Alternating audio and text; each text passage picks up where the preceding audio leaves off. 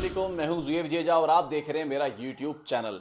जो आज की अदालती कार्रवाई हुई है और जो 164 का स्टेटमेंट की जो दरख्वास्त दी गई है मुल्जिम पार्टी की जानिब से, तो जो देखने वाले सुनने वाले वो इस हवाले से काफ़ी परेशान हैं कि क्या दोबारा बयान देकर क्या कोई मनसूबाबंदी की जा रही है, क्या कोई साजिश है, या फिर जो है दोबारा बयान दिलवाने की क्या वजह है। तो जो 164 के स्टेटमेंट की जो दरख्वास्त दी गई है, एक तो जो ज़राए बताते हैं कि कानूनी तौर पर वो दरख्वास्त जो है वो मुस्तरद हो जाएगी।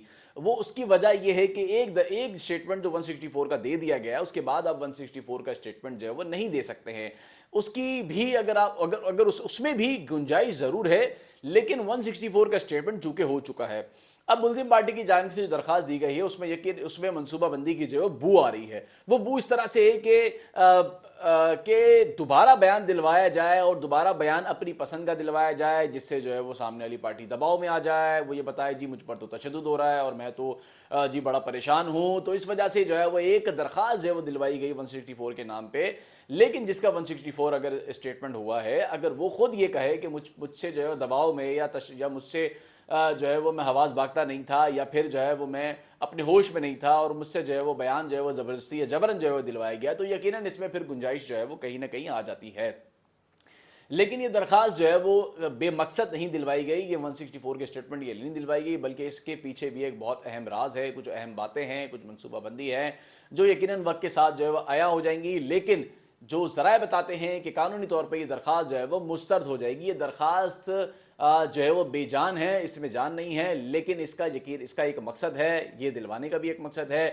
इस तरह का स्टेटमेंट जो अपनी पसंद से दिलवाया जाए, जो वो स्टेटमेंट दिलवाया जाए जो प्रोपेगेंडा बने, जिससे एक नई जो है वो एक नया पेंडोरा बॉक्स खुल जाए, एक नई साजिश सामने आ जाए, एक नई मनसूबाबंदी सामने आ जाए। लेकिन मुमकिन तौर पर ये दरख्वास्त जो ज़राए बताते हैं वो दरख्वास्त जो है वो मुस्तरद हो जाएगी। अब ज़मनी चालान जो है वो पेश करना है, और जो बेल यानी कि जो ज़मानत है वो कन्फर्म नहीं है। ज़मानत कन्फर्म नहीं है और ज़मनी जो चालान है वो जिसके दिन जो है वो करीब आते जा रहे हैं। और चालान में जिस तरह मैंने आपको पहले भी बताया था कि अगर नाम जो है वो डाले गए हैं तो फिर ज़मानत जो है वो कंफर्म होती है या नहीं होती। अगर ज़मानत कंफर्म हो जाती है तो चालान पेश होने के बाद भी वो इन्वेस्टिगेशन जो है वो ज्वाइन कर सकेंगे। लेकिन अगर चालान जो है वो कंफर्म नहीं होती, ज़मानत अगर कंफर्म नहीं होती और चालान पेश हो जाता है, तो फिर जो मुल्जिम पार्टी है वो फिर वो बहुत ही जो है वो मैं समझता हूँ कि मुश्किल का जो है वो शिकार हो जाएगी, क्योंकि उसके लिए जो अभी रास्ते जिस तरह से खुले हुए हैं, फिर ये सारे रास्ते जो है वो बंद हो जाएंगे। चूंकि चालान पेश होना है, उसमें सेक्शंस हैं, उस सेक्शंस में जो है वो नाकाबिल ज़मानत भी सेक्शन है और ज़मानत भी सेक्शन है।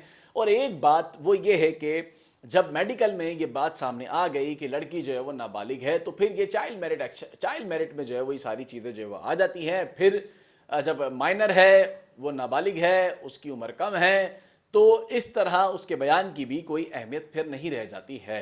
तो जो पहला बयान है वो अपनी जगह मौजूद ज़रूर है, लेकिन आगे चल के पता चलेगा कि उसकी अहमियत जो है वो क्या है और क्या नहीं है।